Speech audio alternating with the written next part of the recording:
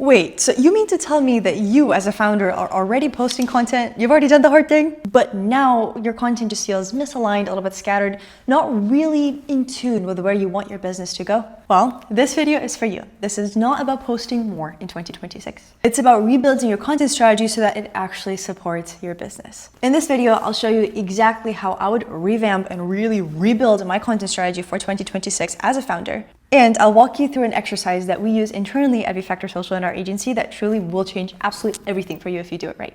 Let's get one thing abundantly clear here. Most founders don't fall off when it comes to their social media content strategy because it doesn't work. They fall off because it stops feeling aligned to them. And as a founder, alignment is everything, especially when you're building in public. Here's the thing, your business evolves, your thinking evolves, your content stays stuck in an old version of you and your business. So you end up posting consistently, maybe even getting some engagement, but not actually driving conversions for your business, which, let's get real, that's the thing that matters. And in 2026, clarity matters more than volume. So a content reset isn't about deleting everything and starting from scratch. It's actually about tightening your signal. Here's the thing, before I even touch formats, platforms, my posting frequency, I lock in on my positioning as a founder and the positioning for my business. Here's what you need precise, laser sharp clarity on. What do you want to be known for now? What are you done talking about? What are you wanting to switch up in your social media content strategy? And who is this next chapter of your content actually for? I'll give you an example. With VFactor Social, my company, our content strategy has evolved a lot over the years, ever since we first started.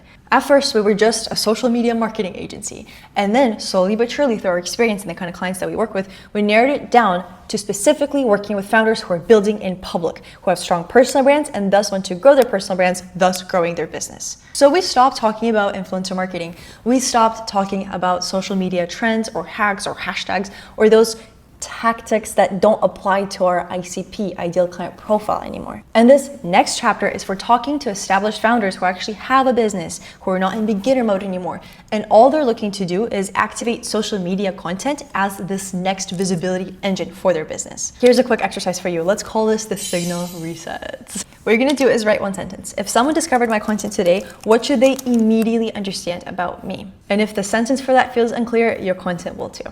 Now, let's get into the true goldmine of this video, the core positioning exercise, aka the foundation for your 2026 content and onwards. I'm really excited to share this one.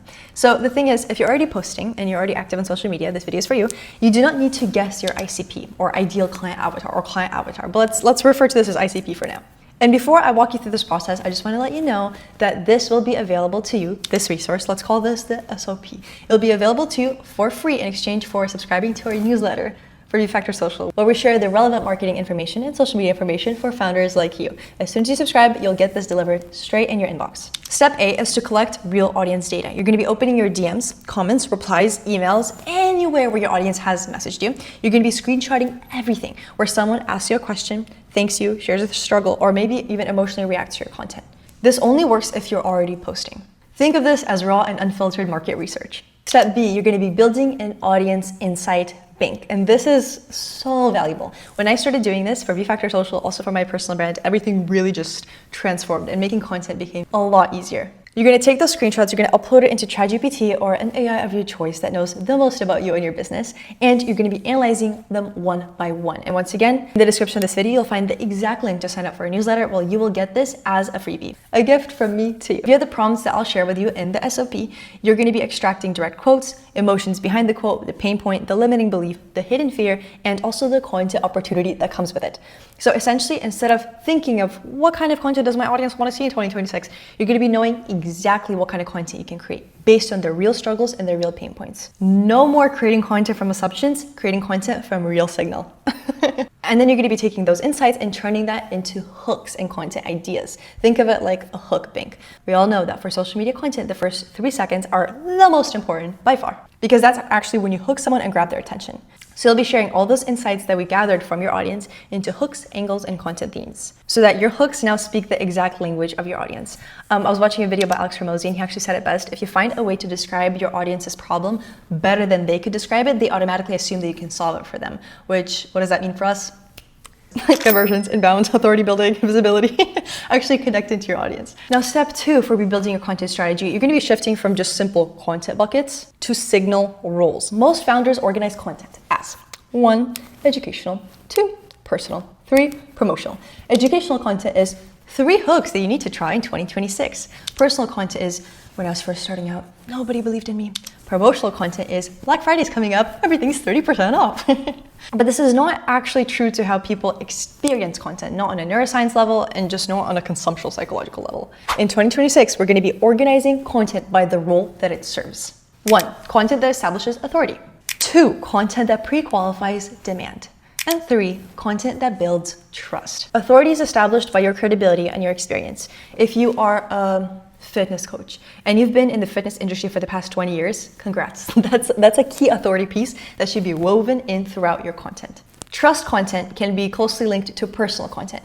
It can look like storytelling. It can look like sharing your ups, but also sharing your downs. People buy from people. So for your customers, it is very important that they trust you, because even if you have the best funnels set up in place, if you have a social media presence, I guarantee that client that booked a call with you, or maybe that client after the call where they're thinking of like, okay, should I actually go with them? Should I go with this founder to work with them? They're gonna take a look at your social media pages. And if it doesn't signal trust them, if they're not like, I can really trust what you're saying, they're not gonna be buying from you. And content that pre-qualifies demand is the kind of content where you're celebrating your client wins, you're showing the transformation of your clients or of your own transformation. Because that kind of content shows exactly who your target client is. So all the people that don't fit into that category and are not wanting to work with you, naturally, they're just gonna fall off. So you're gonna be only signaling to the kind of people that will turn into inbound. In general rule of thumb, if the post you're creating doesn't strengthen your positioning in this market, in your industry, it's just noise. So it's better to just skip on over that. So here's a quick audit exercise. Look at your last 15 posts and ask yourself these 2 questions. 1, what role was this post playing? And 2, did it strengthen my signal or did it dilute it? Something that strengthens your signal speaks to a niche group of people and it goes very deep. Something that dilutes your signal speaks to a very broad group of people and goes very general.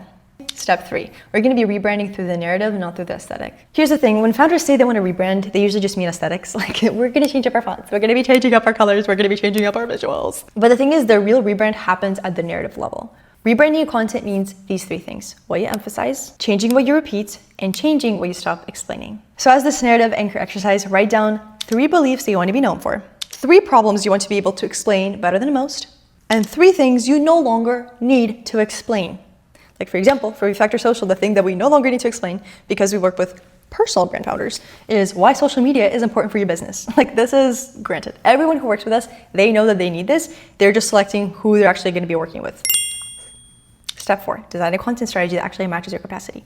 If your bandwidth for content is limited and you only have so much time in your week because you're a founder busy running a business, and for some reason you can't outsource content to a stellar team such as myself, do not expect yourself to be creating 200 posts a week. This is simply just not going to happen, okay? The fastest way to break down a content strategy is to over-design it. A strong founder strategy in 2026 is one that is repeatable, low decision, and sustainable. i.e., instead of relying on motivation, inspiration, creativity, you're building strong systems in place that match your bandwidth and your availability and your cognitive load, okay? Consistency, especially with content as a founder, it comes from removing all friction in your life and allowing content to be easy. Because here's a little secret, when it comes to posting twice a week, but with extreme clarity, beats posting every single day if it's just confusing. And it sounds good, but it's like, well, what do you actually do? Like, who is this content actually for? And final step, measure signals, not just vanity metrics. Followers don't matter as much as you think. Likes don't matter as much as you think. Comments don't matter as much as you think unless you're funneling those comments into a DM automation, for example, that then allows them to interact with your business. To figure out if your new positioning is landing, what you should take a look at is 1, who's reaching out, who's actually funneling in from your content into your business. 2, what kind of content are they referencing? How did they find you? Was it when you were talking about positioning? Was it when you were talking about the new content strategy for 2026? And 3, how do they describe what you actually do? Do they call you a social media girl? Do they call you a social media expert? Do they call you a marketing powerhouse? This is important because when it comes to positioning, it's not about how you want to be perceived, it's about how people perceive you, i.e. how your ideal clients perceive you. And it's much easier and low friction to actually lean into that because you cannot control how people view you, but what you can control is what you do with it. So let's reiterate as we're wrapping this up. If I were rebuilding my entire content strategy in 2026, I would focus on 1, alignment over volume. This is an overarching thing, but tactically, 1, positioning over just jumping into content or like my new vision of content. 2, narrative second, and 3, systems last, because your systems are built from your positioning and from your narrative. Once again, I turned this audience insight exercise into a very simple SOP that walks you through collecting the screenshots, running the prompts with your favorite AI, building your insight bank, and also creating aligned hooks and content ideas. It is something that you can implement into your content system, and all you need to do is just click the link in the description, and you'll get that from me as a fellow founder to founder, sharing my knowledge, sharing my expertise with you. And also subscribe if you want founder-level social media content strategy, not just posting tips and not just hacks. Bye. I'll see you in the next one.